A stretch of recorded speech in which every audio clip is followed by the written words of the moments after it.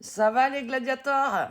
En ce dimanche matin, c'est comme ça que je vais vous appeler. Oui, oui, les gladiateurs du TikTok. Ah oui, vous avez le droit de vie ou de mort sur les autres internautes. Allez, blague mise à part, quoique bien réaliste. Je vous partage une vidéo de NJ qui défend une victime, Mag, et je leur apporte tout mon soutien. Je suis contente de voir qu'il y a des gens qui pensent comme moi, que le message est en train de passer au travers de TikTok et que nous sommes en train de construire une armée de victimes, que nous nous dressons contre ces harceleurs et que leur temps de gloire, c'est terminé. Bon, allez, stop les lives harcèlement, stop. Ok. Donc là, je parle pour Mac Dos Santos. Voilà. Donc je fais des choses sur TikTok par rapport aux personnes. Franchement, quand c'est gratuit, je supporte pas. Donc écoutez bien, d'accord? Les personnes qui font des lives tous les soirs pour parler de Mac Dos Santos, ou les personnes qui font des lives tout simplement pour parler d'autres personnes. Ok? Pourquoi ces lives constituent du cyberharcèlement aggravé?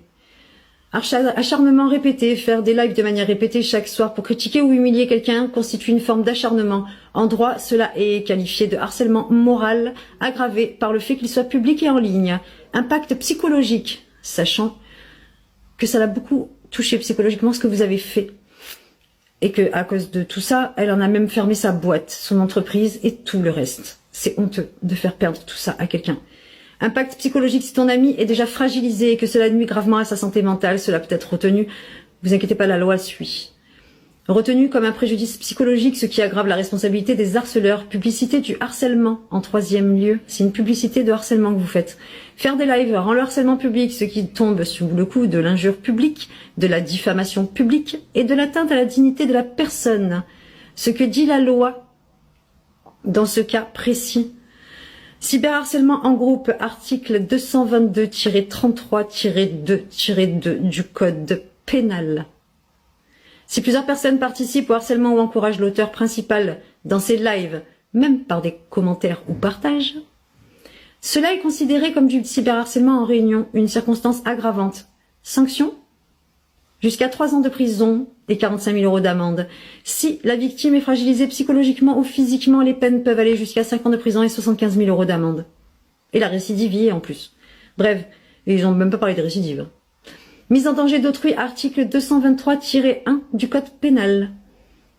Si les actes de harcèlement répétés créent un risque sérieux pour la santé physique ou mentale de la victime, cela peut être qualifié de mise en danger d'autrui, sanction, 1 an de prison, 15 000 € d'amende. Pas besoin de récidive. Continuez. Je sais que vous allez faire un live encore ce soir. Donc, on va capturer les preuves des lives. Ok, on va enregistrer les lives. De toute façon, ça s'est fait automatiquement. Capture d'écran, ok, super. Donc, porter plainte pour cyberharcèlement aggravé, elle a déjà tout fait. Demander une ordonnance de protection. Signaler massivement les lives à TikTok. Et saisir les défenseurs des droits. Ce que tu peux faire pour l'aider. Oh. Mobiliser du soutien, bien sûr, qu'on va mobiliser du soutien pour Mac Dos Santos. Je pense qu'elle a déjà assez perdu. S'il vous plaît, d'ailleurs, oui, c'est vrai, mes abonnés. Si vous pouvez partager cette vidéo et la taguer au maximum et qu'elle revienne, quoi, parce que c'est honteux. Et on va encourager, ouais, on va signaler tout ça, dès qu'on voit du cyberharcèlement ou autre sur elle, d'ailleurs. Donc ce type de harcèlement, surtout qu'il est répété en public, a été gravement puni par la loi. Donc si ton amie agit rapidement, c'est ce qu'elle a déjà fait, en constituant des preuves, c'est ce qu'elle a déjà fait, et en portant plainte, ce qu'elle a déjà fait, elle peut obtenir une protection juridique et faire cesser ses attaques. La clé est de réunir un maximum de preuves, c'est ce qu'elle a fait, et de ne pas rester seule dans cette démarche. Heureusement que son mari est là, mais vous le savez qu'il est fragilisé aussi, et vous l'avez touché aussi. Bravo. Bref. C'est la loi qui dit ça. Donc, je viens de tomber sur la vidéo de Mac Dos Santos. Voilà pourquoi je fais ça. Je vois que ça la touche énormément. Beaucoup de personnes peuvent être touchées par le cyberharcèlement, même des personnes que j'aime énormément sur TikTok. Je ne savais pas qu'elles étaient touchées par ça. Donc, c'est aussi une vidéo pour beaucoup de monde. enregistrez-la, il y a les articles de loi à l'intérieur. Et franchement, Magdo Santos, reviens-nous et courage à toi. C'est juste du gratuit, t'inquiète pas. Elles vont payer leur karma. J'ai pas fait exprès, mais ça rime. Courage à toi.